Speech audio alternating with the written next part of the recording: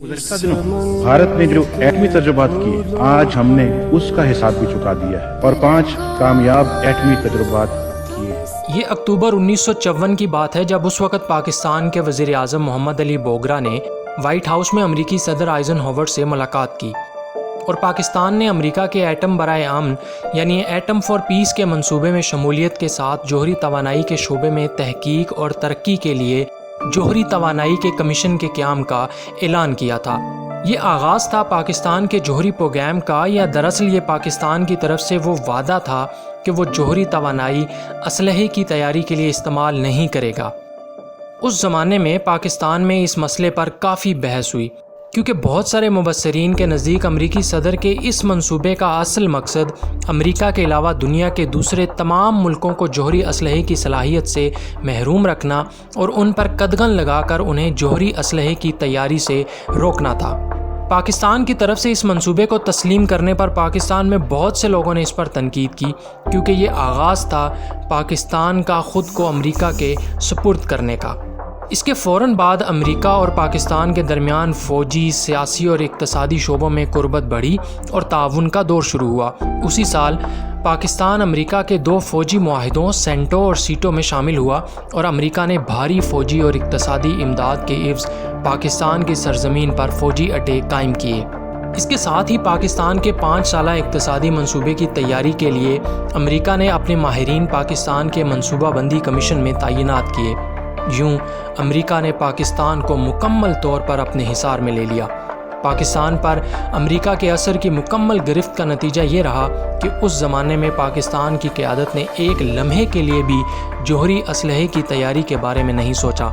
आमतौर पर उस वक़्त अमेरिका के दिफाई मुआहिदे जारहियत के तदारुक का ज़रिया समझे जाते थे। सन 1960 की दहाई में ये ख़बरें आना शुरू हुईं कि इंडिया ने बड़ी तेज़ी से जोहरी तजर्बात की सिमत बढ़ना शुरू कर दिया है, लेकिन इसके बावजूद पाकिस्तान की क़यादत ने जोहरी असलहे के मैदान में कदम रखने से साफ इनकार कर दिया था। सन 1964 में इंडिया के वज़ीर आज़म जवाहरलाल नेहरू के इंतकाल पर पाकिस्तान की तरफ से ताज़ियती वफ़द की क़यादत करते हुए जुल्फ़िकार अली भुट्टो दिल्ली गए, तो उस वक़्त भुट्टो साहब ने इंकिशाफ किया कि सन 1963 में उन्होंने काबीना में ये तजवीज़ पेश की थी कि पाकिस्तान को जोहरी असलहे की तैयारी के लिए प्रोग्राम को शुरू करना चाहिए, लेकिन सदर अयूब खान और उनके अमेरिका नवाज़ वज़ीर ख़जाना मोहम्मद शोएब और दूसरे वज़ीरों ने इनकी ये तजवीज़ यकसर मुस्तरद कर दी और वाज़े फ़ैसला किया कि पाकिस्तान जोहरी असलहे की सलाहियत को हासिल नहीं करेगा। सन 1968 में जब सदर अयूब खान फ्रांस के दौरे पर गए, उस मौके पर फ्रांसीसी सदर चार्ल्स डिगाल ने पाकिस्तान में जोहरी रीप्रोसेसिंग प्लांट की तामीर की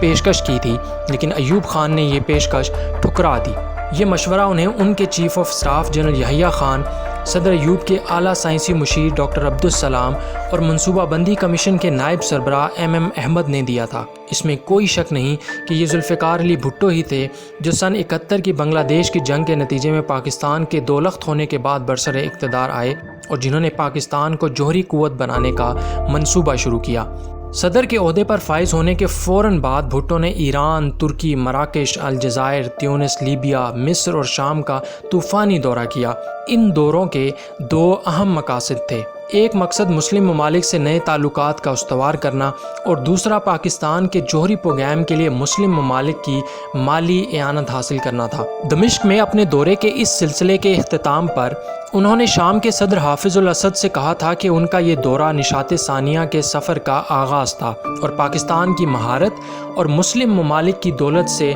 आलम इस्लाम जोहरी कुव्वत हासिल कर सकता है। इस दौरे के फ़ौरन बाद उन्होंने सन 73 में पाकिस्तान के जोहरी असलहे की सलाहियत हासिल करने के प्रोग्राम का बाकायदा आगाज़ किया और इस सिलसिले में उन्होंने जोहरी तवानाई कमीशन के सरबराह को तब्दील किया और आला साइंसी मुशीर डॉक्टर अब्दुल सलाम को बरतरफ करके हॉलैंड से डॉक्टर अब्दुल कदीर खान को पाकिस्तान बुला लिया। इसी तरह पाकिस्तान के जोहरी प्रोग्राम के लिए उन्होंने फ्रांसीसी हुकूमत को जोहरी रीप्रोसेसिंग प्लांट की तामीर की पुरानी पेशकश की तजदीद के लिए आमादा किया। भुट्टो साहब जोहरी प्रोग्राम में जिस तेज़ी से आगे बढ़ रहे थे, इसे अमेरिका ने कतई तौर पर पसंद नहीं किया और उस ज़माने के अमेरिकी वज़ीर ख़ारजा किसिंजर ने तो खुल्लम खुला धमकी दी थी कि अगर भुट्टो ने एटमी रीप्रोसेसिंग प्लांट के मंसूबे पर इसरार किया तो वो ना रहेंगे। لیکن بھٹو نے جوہری صلاحیت کا جو پروگرام شروع کیا تھا اس پر تحقیقی کام جاری رہا۔ پاکستان کے سائنسدانوں نے کہوٹہ کی تجربہ گاہ میں سن 1974 میں یورینیم کی افزودگی کا کام شروع کیا۔ ان کی محنت سن 1978 میں رنگ لائی اور سن 1982 تک وہ 90% افزودگی کے قابل ہو گئے۔ ڈاکٹر عبدالقدیر خان کے مطابق پاکستان کے جوہری سائنسدانوں نے سن 1984 میں جوہری بم تیار کرنے کی صلاحیت حاصل کر لی تھی اور انہوں نے جنرل ضیاء الحق سے کہا تھا کہ وہ کھلم کھلا پاکستان کی طرف سے جوہری بم کی تیاری کے عزم کا اعلان کریں، لیکن ان کے امریکہ نواز وزیر خارجہ اور دوسرے وزیروں نے اس کی سخت مخالفت کی۔ آخرکار مئی سن 1998 میں جب انڈیا نے ایٹمی تجربات کیے تو پاکستان کے لیے کوئی چارہ کار نہیں رہا کہ وہ بھی ایٹمی تجربات کرے، اور یوں پاکستان بھی دنیا کی ایٹمی طاقتوں کی صف میں شامل ہو گیا۔